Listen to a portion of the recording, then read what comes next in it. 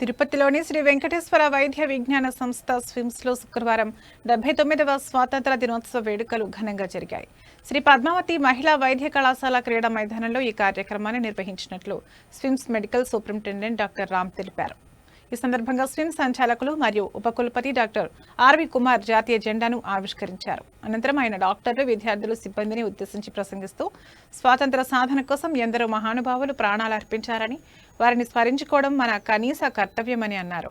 ప్రతి ఒక్కరూ తమ వృత్తి పట్ల నిబద్ధతతో, క్రమశిక్షణతో విధులు నిర్వహిస్తామని ఆయన ప్రతిజ్ఞ చేయించగా ఉద్యోగులు ఆ ప్రతిజ్ఞను స్వీకరించారు. అలాగే సంస్థ అభివృద్ధి కోసం కూడా ప్రతిజ్ఞ చేశారు. డాక్టర్ ఆర్వి కుమార్ మాట్లాడుతూ స్విమ్స్ కుటుంబ సభ్యులందరికీ స్వాతంత్ర దినోత్సవ శుభాకాంక్షలు తెలిపారు. వైద్య సేవల్లో స్విమ్స్ యూనివర్సిటీ రాష్ట్రంలోని మొదటి స్థానంలో ఉండటం గర్వకారణమని ఆయన అన్నారు. కొన్ని కారణాల వల్ల ఆగిపోయిన భవన నిర్మాణ పనులు తిరుమల తిరుపతి దేవస్థానం ఆర్థిక సహకారంతో తిరిగి ప్రారంభమయ్యాయని, Shri Balaji institute of oncology భవనం చివరి దశలో ఉందని, త్వరలో ప్రారంభమవుతుందని ఆయన పేర్కొన్నారు. వందే మాతరం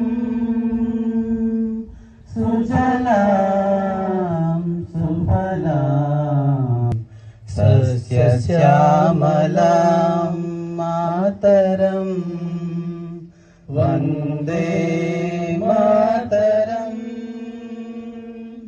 సుభ్రం పుల్లకుసుమిత ద్రుమదల శోభిని. ఈ 79వ స్వాతంత్ర దినోత్సవ సందర్భంగా మనందరం ఇక్కడ కలుసుకొని దీన్ని ఒక పండగ వాతావరణంలో జరుపుకుంటూ ఉన్నాం. 79 ఏళ్ల తర్వాత ఎందుకు మళ్ళీ మనం ఈ స్వాతంత్రం గురించి ఆలోచిస్తున్నాము అని అంటే, అసలు స్వాతంత్రం అంటే ఏంటో అనేది ఒకసారి మనం అందరం కూడా పరిశీలించాలి. నా జీవితానికి నేనే బాధ్యుడిని. నా జీవితాన్ని నేనే నా ఇష్టాలకి, నా అభిరుచులకి, నా ఆశయాలకి అనుగుణంగా నా జీవితాన్ని నేను తీర్చిదిద్దుకుంటాను అనేటువంటి ఒక శక్తివంతమైన ఆలోచనే స్వాతంత్రం. అంటే ఎవరో చెప్పినట్లు, ఎవరో ఆశయాలకు, ఎవరి కోసమో వాళ్ళు ఆడినట్లు ఆడకుండా నా అంతట నేను నా జీవితానికి బాధ్యత వహిస్తాను అనేటువంటి ఒక గొప్ప సంకల్పమే స్వాతంత్రం.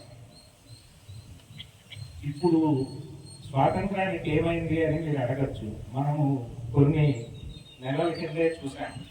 పాకిస్తాన్ నుంచి తీవ్రవాద దాడి జరగడం, దాన్ని మన సైన్యాలు చాలా ధీటుగా ఎదుర్కొని మన స్వాతంత్రాన్ని పరిరక్షించడం చూసాము.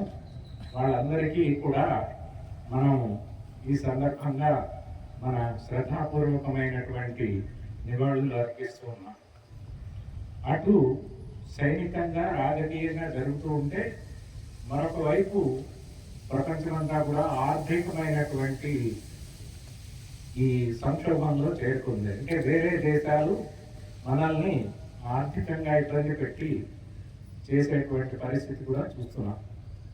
అయితే ఇవి అంతర్జాతీయ పరిస్థితులు. మీరు నేనేం చేస్తాం అనేటువంటి మాట ఒకటి రావచ్చు. మన పనిని మనము జాగ్రత్తగా, ఇందాక ప్లెడ్జ్లో చెప్పుకున్నట్లు పూర్తి అంకిత భావంతో చేసినట్లయితే అదే మనము మనకు చేసుకునే సేవ, మన సమాజానికి చేసే సేవ, ఇంతంతకంటే కూడా మన దేశానికి చేసే సేవ.